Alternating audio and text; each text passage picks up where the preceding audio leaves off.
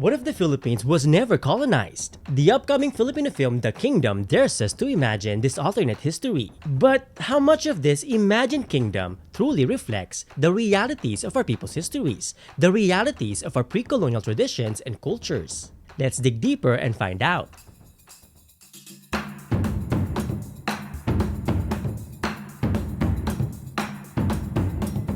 Mabuhay! Or in Kapampangan, luwid kayo! Welcome to my channel, it's me Kirby Araullo, your friendly Pinoy historian. In today's video, as many of you requested, we're diving deep and we'll break down the trailer of The Kingdom. But before we get started, here's a friendly reminder. You know, this idea of the Philippines as a unified archipelago or nation-state that we know today did not yet exist before the rise of Filipino nationalism in the 1800s. And people often forget that the pre-colonial islands we now call the Philippines was a collection of diverse indigenous peoples with a wide range of societies. You know, from bustling coastal city-states to majestic mountain villages, from indigenous animist cultures to flourishing sultanates. Each of these communities had their own unique but interwoven cultures and traditions. And today, I'll be sharing from my perspective as a Filipino historian and a Kapampangan and Tagalog culture bearer, approaching these topics with a respect for the depth and diversity of our shared heritage and shared histories. And today's video is also just a brief introduction into these topics. So if you'd like to dig deeper and learn more, I'll be including a list of related videos and playlists here on my channel, so make sure to check them out after this video. And honestly, there's a lot to share. There's a lot to talk about, to explore, that not everything will fit in a single YouTube video like this. So if there's anything that I miss, or anything that you want to add from your own cultures and backgrounds, let us know in the comments below. Let us all learn from one another. And now without further ado, let's dive deep into the trailer. So the trailer begins with sweeping shots of grand palaces and lush landscapes that immediately capture attention. The palace in the kingdom was inspired by the Coconut Palace in Manila, where they also filmed the interiors. You know, and as a historian and a former student of architecture, the Coconut Palace in Manila is actually one of my most favorite structures in the Philippines. Now back to the trailer, the design of the royal palace is visually striking, but to be honest, it resembles more of Thai architecture with ornamental details that are similar but are actually less reflective of pre-colonial Philippine architecture. Because unknown to many, historically, pre-colonial palaces in the Philippines like the Maranao Torogan, the Astana Darul Jambangan of Sulu, or the Kapampangan Dula actually resembled structures more similar to the Bahay na Bato style mansions we are more familiar with. You know, elegantly elevated with sloping dramatic roof that are shaped like a boat rather than the conical designs seen in the trailer. In fact, traditional Malay architecture with its layered pagoda-like roof and intricate yet practical aesthetics would have been much closer to the structures of our ancestors rather than the palaces from Thailand. Now don't get me wrong, we do share similarities with Thai architecture, but if you want to visualize how our ancient structures look like, we don't have to look further than our own Bahay na Bato mansions that you can still see today. These are evolutions of pre-colonial architecture that continued to evolve throughout the colonial period. And we can talk more about these architectures in future videos. Now with that being said, the film's creative choices invites us to reimagine and reflect on our people's architectural legacy, one that is rooted with a deep respect for nature and sustainability. By sparking curiosity about the designs and incredible skills of our ancestors, The Kingdom has the potential to inspire deeper appreciation for their resourcefulness and ingenuity. So hopefully we see this in the movie. Okay, let's talk about gold. Our ancestors had a lot of gold. You know, from kings to slaves, they all had gold. But does gold have a much deeper meaning and significance beyond just wealth and prosperity? Let's find out. Okay, so I'm gonna be honest, in the trailer, the use of gold appears to be, understated compared to its historical significance in pre-colonial Philippines and Southeast Asia. For those who may not know, for our ancestors, gold symbolized purity, power, divinity, spirituality, and prosperity, and it was actually intricately woven into various aspects of everyday life. And in fact, across the islands of Southeast Asia, including the Philippines, our people are known for our crowning achievements in goldsmithing, and this can be seen in the ornate headdresses, ceremonial objects, gilded palaces, and everyday jewelries, crafted with remarkable precision. Indeed, artifacts like those from Butuan showcased elaborate designs used by our ancestors in rituals and everyday life. But beyond adornments, Beyond accessories and jewelries, gold-threaded textiles like the Maguindanaoan Inol or the Malay songket symbolize prestige and indigenous artistic skill. And across the islands of the Philippines and Southeast Asia, gold also reinforced authority and lineage. Leaders often used gilded thrones, ceremonial weapons like the kris or the kalis, and even flags adorned with shades of gold and yellow. In fact, unknown to many, traditional flags like the Kapampangan Pandi, the Maguindanaoan Pandala, and the Tigawarna Melayu exemplify how yellow or gold represented power, lineage, and divinity. And in Kapampangan culture, garments in shades like bulaon or gold and marilao or yellow were actually traditionally reserved for those with royal lineage or the Mapyang Sugi. And this is actually similar to traditions in places like Brunei and Malacca. And that's also why we see those yellow sashes worn by royalties. And even today, the legacy of gold lives on across Southeast Asia, not just in royal courts or temples, but also in traditional ceremonies and intricate works of art, reflecting the timeless significance of gold across our diverse but interwoven cultures. And honestly, I wish I saw more gold in the trailer, but then again, who knows? Maybe the full movie will dive deeper into this dazzling golden heritage. Either way, I'm excited to see this on the big screen. Tattoos stood out in the trailer, but what did tattoos really mean to our ancestors?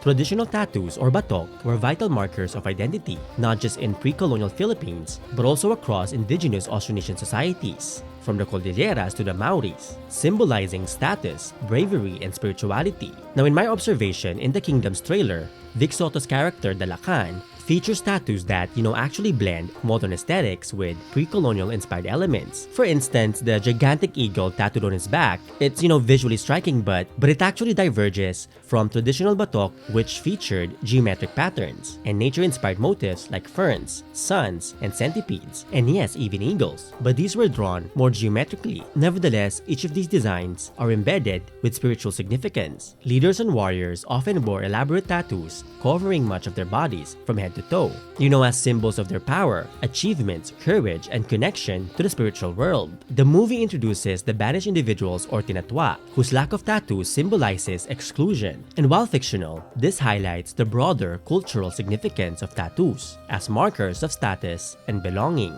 It is also worth noting that tattoo practices across the Philippines varied. For example, in the Cordilleras and among the Visayans, tattoos denoted rank and bravery, while among the Kapampangans and Tagalogs, tattooing had actually largely faded and was even frowned upon by the 1500s. But let's be honest, recreating authentic batok for this movie, for any movie or series, is undeniably challenging. Covering characters like Vic Soto's Lakan in intricate, historically accurate designs from head to toes would require extensive research and production effort. So understandably, the filmmakers took creative liberties, blending traditional and modern elements to align with their vision of a reimagined Philippines. And yes, this sparks curiosity about native tattoo traditions. And hopefully, the movie dives deeper into their meanings, reviving interest in our indigenous tattoo cultures.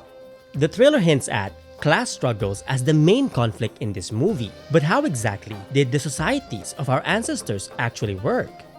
The trailer portrays a rigid class hierarchy through the struggles of the tinatwa or banished individuals, reflecting themes of oppression and resistance. However, if you ask me, this rigid social structure, it's more similar to the colonial and Western feudal systems, more than the dynamic and fluid societies of pre-colonial Philippines. For example, in pre-colonial Luzon, society had a layered but flexible hierarchy, and at the top we see the nobles, or the Mapyang Sugi and Maginu in Kapampangan, or Maginoo in Tagalog. And this included the Datus, the Lakans, and the Rajas, along with their families, who governed with the consent of their communities. Next, we have the Timawa, or the privileged, middle class, and free citizens. And they were farmers and craftsmen who retained autonomy. And they had the freedom to choose and follow any datu they trust the most. And below them were the Alipin in Tagalog or Uripon in the Visayas, individuals bound by obligations but with rights and paths to freedom through debt repayment, marriage, or bravery. Unknown to many, unlike Western slavery, this system emphasized reciprocity and upward mobility. I'm not gonna go into details, but what set these systems apart, the systems of our ancestors, was their two-way mobility. In fact, an alipin could rise to higher status, while even a datu could actually fall from grace, potentially becoming an alipin due to debt, mismanagement, corruption, or loss of community support. This fluidity emphasized that social status and hierarchies were neither permanent nor rigid, and the Maharlikas in Tagalog or Mardika in Kapampangan exemplified this mobility. Now, contrary to popular belief, the Maharlikas were not royalty, they were not nobility. In fact, the Maharlika in Tagalog or the Mardika in Kapampangan were actually former Alipins, former slaves who earned their freedom and status through bravery and fulfilling obligations, and thus becoming warriors loyal to their datu, demonstrating how pre-colonial societies in the Philippines valued merit over strict caste systems. But don't get me wrong, this is not to say that pre-colonial societies were free from oppression, exploitation, or corruption. There were undoubtedly instances where power was abused and hierarchies reinforced inequalities. And yes, we have many tales of evil datus and people rising up against them. But while pre-colonial societies were not free from exploitation or inequalities, their flexibility contrasted sharply with the rigid authoritarian monarchies, often found in feudal societies like Europe. Now back to the movie, the creative liberties in the film blend cultural elements into a compelling narrative. By focusing on resistance and social mobility, by focusing on the struggles of the Tinatwa, the filmmakers highlight universal struggles and relatable experiences, while sparking curiosity about the complex but fascinating systems and societies of our ancestors. Power struggles, leadership, and family dynamics are at the heart of the plot. But what exactly made our pre-colonial political systems quite remarkable and unique? The movie envisions the Kingdom of Kalayaan as a centralized monarchy, with a Lakan presiding over subordinate rajas. While compelling, this raises questions about how closely it reflects the dynamic governments of our ancestors. For instance, in the Kingdom of Luzon, leaders like Raja Matanda, Lakandula, and Raja Sulaiman exemplified shared leadership. Raja Matanda, the King of Luzon, shared power with his brother, Lakandula, the paramount Lakan of Tondo, along with their nephew, Raja Sulaiman, the Raja Muda or Crown Prince governing Maynila. I'm not gonna go into details, but this structure balances kinship with pragmatic governance, ensuring adaptability in a complex maritime region connected by trade and diplomacy.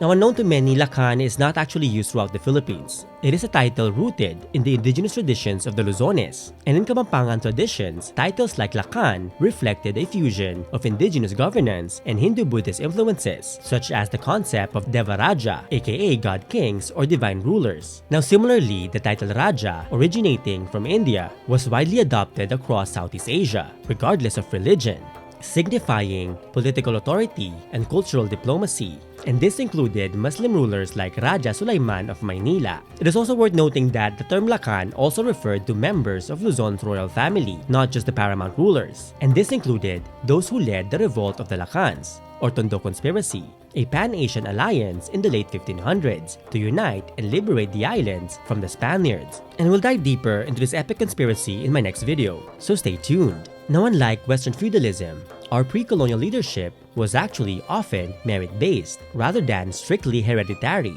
Indeed, leaders rose to prominence and ascended to their thrones through their ability to protect communities, forge alliances, and maintain trade networks.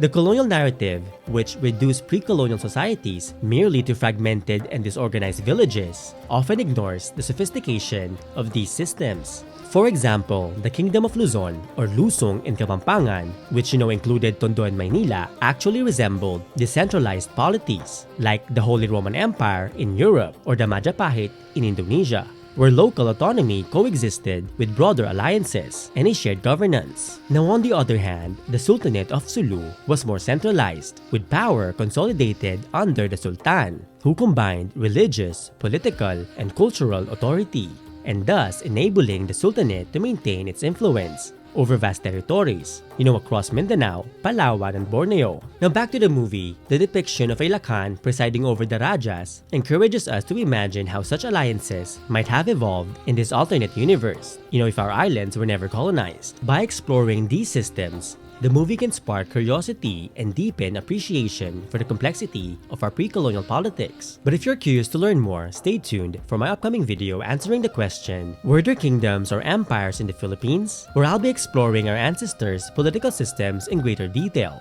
Choosing a female successor is another key conflict in the movie's plot. So how often did women actually rise to power? And how did they shape our people's histories?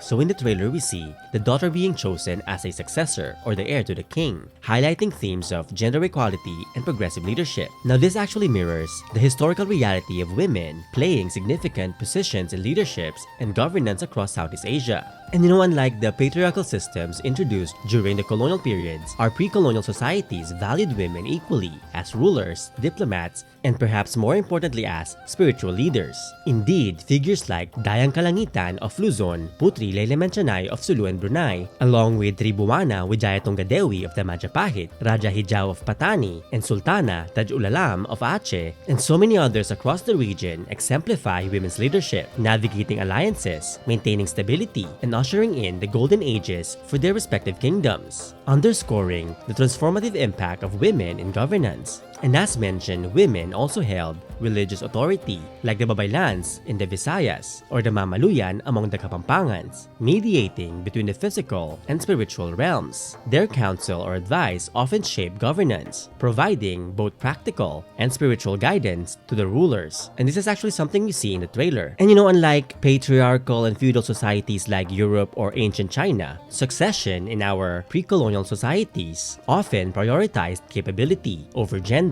with daughters inheriting leadership roles or properties on equal footing with the sons. And if we think about it, these traditions of inclusivity and competence-driven leadership challenges modern assumptions about historical political systems and offers us insights into the progressive values of our indigenous cultures and pre-colonial societies. And I actually wrote an entire book about this topic, more than 300 pages on the fierce women of early Southeast Asia, where you can learn more about the countless inspiring women from the histories and the oral traditions of our ancestors. The trailer shows a blend of cultures. So how does this reflect the beliefs and traditions of our ancestors?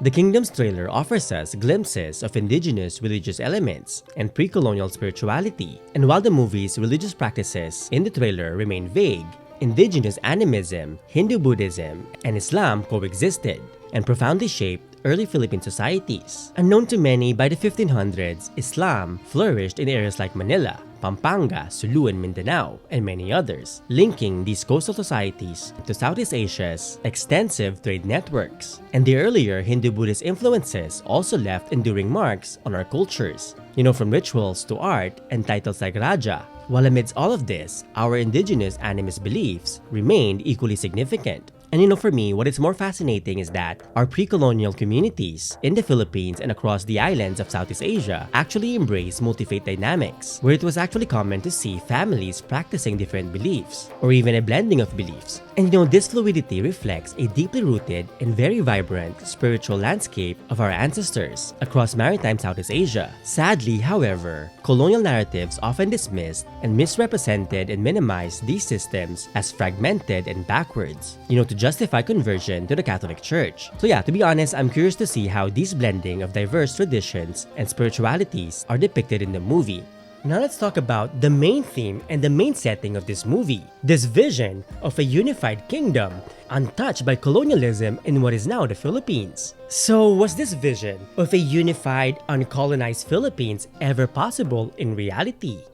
So the movie The Kingdom envisions a unified Philippines under a central monarchy known as Kalayaan. And while uniting over 7,000 islands with diverse cultures and leadership systems would have been very challenging, our people's history shows it was not impossible. Pre-colonial governance often relied on cooperation and alliances, laying the foundation for broader unity despite logistical obstacles. Indeed, historical examples of centralization and consolidation into bigger kingdoms exist. For example, the Sulu Sultanate united diverse southern communities through Islamic rule and trade, while in Luzon, the semi-independent Tondo and Maynila, along with numerous other polities, were politically and economically interconnected within the larger Kingdom of Luzon, or Lusong in Kapampangan. Similarly, the Maguindanao Sultanate demonstrated how religious and economic leadership could consolidate power and foster international alliances. And if you look at it, trade networks were vital in building cohesion and consolidation. Economic hubs like Manila Bay, Butuan, and Sulu connected our islands to maritime routes linking Asia, the Indian Ocean, and beyond,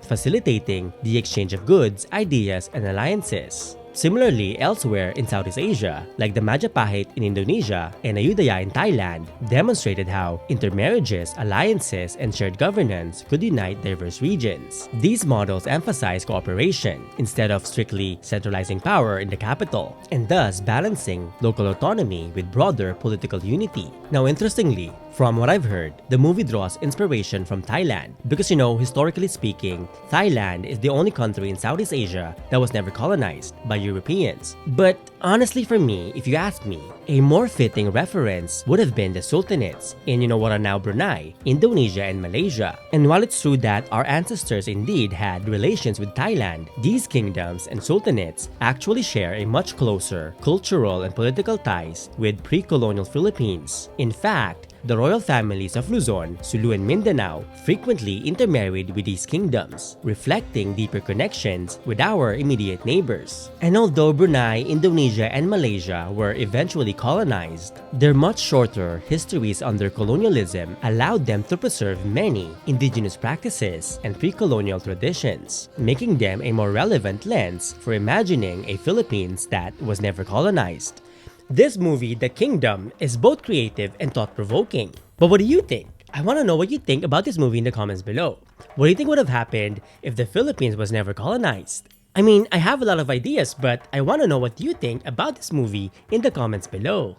The trailer and the movie The Kingdom offers us a fascinating reimagining of our history, sparking questions about what could have been if the Philippines was never colonized. And to be honest, unifying the diverse islands of the Philippines was no easy feat, yet moments in our past hint at its possibility. And if we dig deeper into our own histories, we see moments like the Tondo Conspiracy, also known as the Revolt of the Lacans, a forgotten chapter in our people's history when leaders from across Luzon, Mindoro, Palawan, and Sulu, along with their allies in Japan and Brunei, united in an epic attempt to overthrow the Spaniards in the 1500s. While sadly their efforts ultimately failed, they demonstrated the potential for unity and collaboration among diverse regions, across diverse islands. And to be honest, this historical event feels like a precursor to the vision imagined in The Kingdom, where the possibility of a unified and uncolonized Philippines takes center stage. But more on this on my next video, so stay tuned. Though purely fictional, movies like The Kingdom encourages pride in our history and invites us to reimagine what could have been if the Philippines was never colonized. So if you ask me, this movie is a must-watch at the Metro Manila Film Festival this Christmas. And I am also thrilled to catch these movies in Hollywood at the Manila International Film Festival this January. And to be honest, with its stellar cast and compelling narrative, I cannot wait to see how, this movie brings to life this reimagined history.